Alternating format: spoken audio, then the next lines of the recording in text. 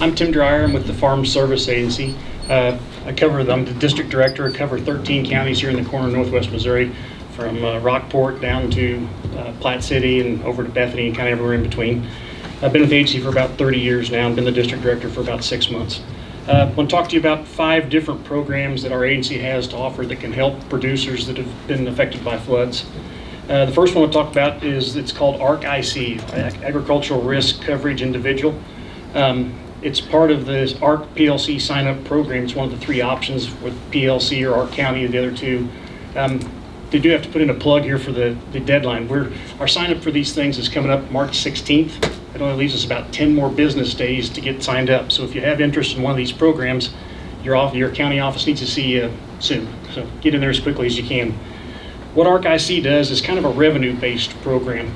And the key to the ARC-IC for a flooded farm is that it needs to have been flooded 100% prevented plant. That's when this program is going to be the most beneficial. So if you have a farm like that is a tract, stands by itself, or a standalone tract that's been prevented planting, ARC-IC, you really need to look into it. What it basically does is compare an established benchmark revenue for the farm to the current year. So we're going to go back for 2019. We're going to look at the years 2013 through 2017. Look what your benchmark revenue would be from those 5 years. And then we're going to compare it to the 2019 revenue.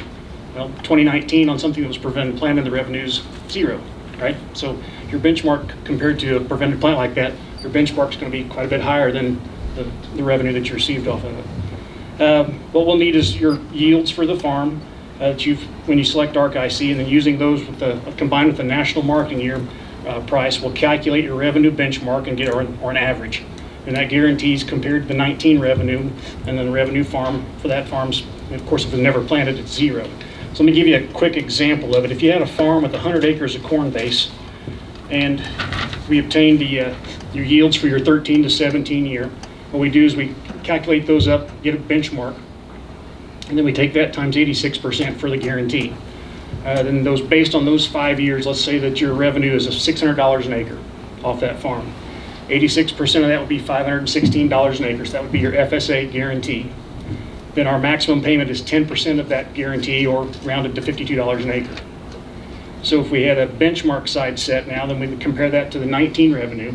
Didn't get planted, right? So $52 an acre versus 0, the maximum payment would be $52. So if you took $52 into that 100 acres of base, we take 65% of that.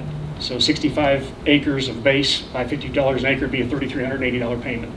So that's where it can be, that's pretty much, if you have a guaranteed, or you have a prevented planting farm, it's pretty much a guaranteed payment. So that's why it's very attractive for people that have farms that were affected like this.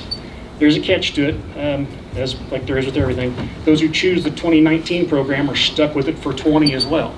So depending on what your situation is with your farm, if you're going to be farming it in 20, if you choose that for 19, you have the same ARC-IC program in 20. So it may make a difference on whether you're actually going to get to put the crop in 20 or not. So something for you to consider. Next program is called ECP, Emergency Conservation Program. It's a cost share program that helps producers restore cropland to pre-disaster conditions.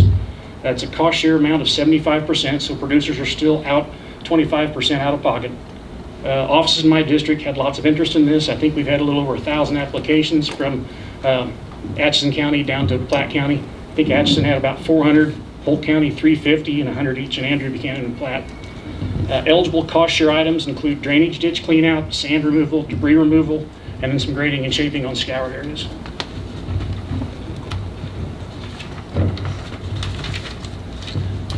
Before work can begin, a site visit by FSA personnel must be performed to assess the damage and complete environmental evaluation before any cleanup work can begin. Failure to wait for that evaluation will result in ineligibility.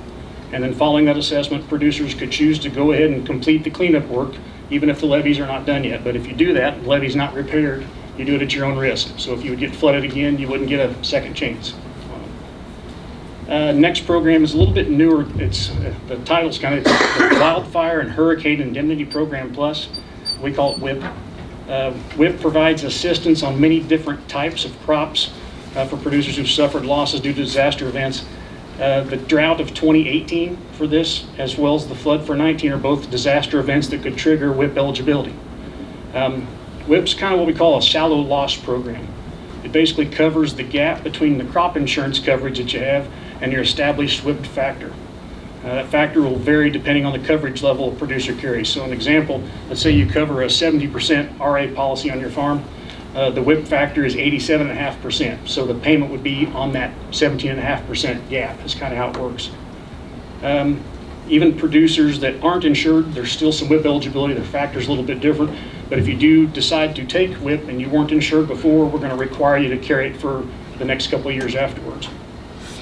Payments are based upon the expected value of the crop, the actual value received, and the crop insurance coverage level that you have. So because this involves a producer's insurance coverage level, FSA can't process an application until RMA has all their production loaded, and then this would be on every farm or unit, not just the disaster-stricken land as well.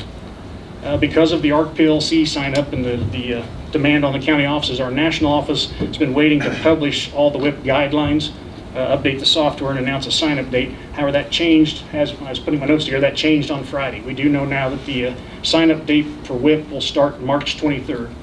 I expect a pretty high volume in the counties in our district for this, so would encourage you to call and make an appointment for it instead of just walking in. So probably going to have a lot of interest.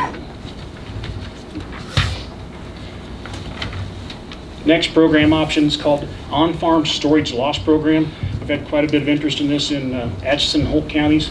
Basically, it compensates a producer for a loss of stored grain due to the flood. So if they had a bin full of grain and the flood took it or ruined the corn or beans or whatever was stored in it, there was a payment made on it. Corn, I think, paid $2.70 a bushel, soybeans $6.37, and there was a payment limit on it as well. So basically all the producer had to do is certify the bushels and provide the bin locations on a map to us.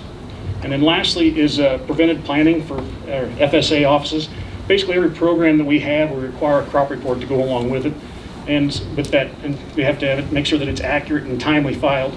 And the people that are going to be affected by this, again, that have prevented planning here again in 2020, prevented plant can't be reported prior to the final planting date for the crop. It still has to be reported to FSA within 15 days after the final planting date.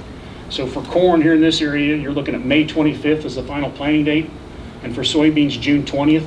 So if you have prevented planting of either of those two crops, you have that window to come in and let us know what's going on with it. Report producers need to file a notice of loss on what's called a 576, and then complete a crop report on the 578. So again, everything I've been kind of talking about here is in generalities. I'd encourage you, if you have questions, to stop by your local office and talk to the CED and the staff there, get a better idea of how the applicable programs apply to your farm and your operation. Thanks.